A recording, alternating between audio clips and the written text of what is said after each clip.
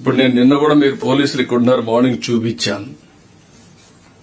Criminal చేసే పని వాళ్ళు క్రైమ్ చేసి వేరే వాళ్ళ మీద వేస్తారు. ఇక్కడుండే పోలీస్ ఆఫీసర్స్ అడ్మినిస్ట్రేషన్ ఒక అందరికీ నేను చెప్తున్నా, same thing 2019 before elections Vivekananda Reddy murder. First murder జరిగింది, సాక్షి టీవీలో వస్తుంది, గుండెపోటుతో చనిపోయాడని. సాయంత్రం వరకు ఎవరు వీళ్ళు రారు. సాయంత్రం వచ్చి ఆయన కూతురు అడుగుతుంది పోస్ట్ మార్టం చేయమని. పోస్ట్ మార్టం చేస్తే గుండెపోటు కాదు, గొడ్డలిపోటు అని తేలుస్తారు. రూమ్ అంతా రక్తం, బెడ్రూమ్ అంతా రక్తం. అయినా కూడా ఆ కేసుని గుండెపోటుని చెప్పే ధైర్యం వచ్చిందంటే సాయంత్రానికి మార్చేసి మా తండ్రి లేడు, చిన్నాను కూడా చంపేశారు, నేను అనాథనైపోయానని ఒక సింపతి కార్డు పే చేయడం. నెక్స్ట్ డే కోర్టు పోయి ఇష్యూ మాట్లాడకూడదని క్యాగ్ ఆర్డర్ తేవడం.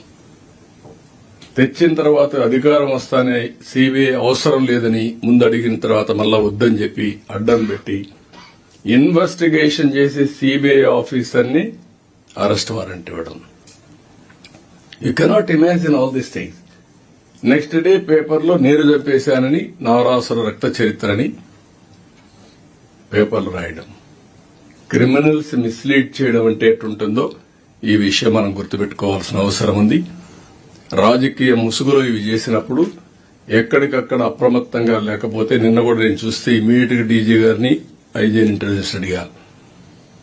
ఒక పోల్ ఎస్ఐ, ఆ ఎస్ఐ వీళ్లు వాళ్ళు గొడవపడ్డారు, ఛాలెంజ్ చేసుకుని తెలుగుదేశం ప్లస్ వైఎస్ఆర్ కాంగ్రెస్, నేను వెళ్తాను, నేను ఆర్గ్యూ చేస్తానని చెప్పి అతను అంటున్నాడు.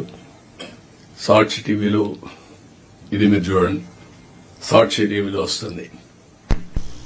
చొక్కా పట్టుకొని వదలండి, వదలండి, వదలండి.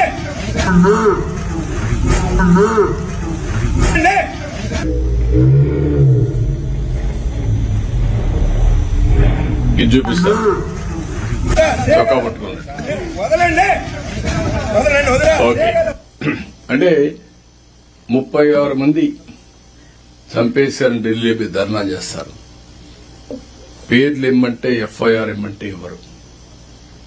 ఇది నేను చాలా సీరియస్ గా తీసుకుంటాను. ఎందుకంటే రాజకీయ ముసుగులో నేరాలు చేసి తిరిగి మన మీద వేసే పరిస్థితి వచ్చినప్పుడు ఆ ముసుగు తీయవలసిన బాధ్యత మన మీద ఉంది.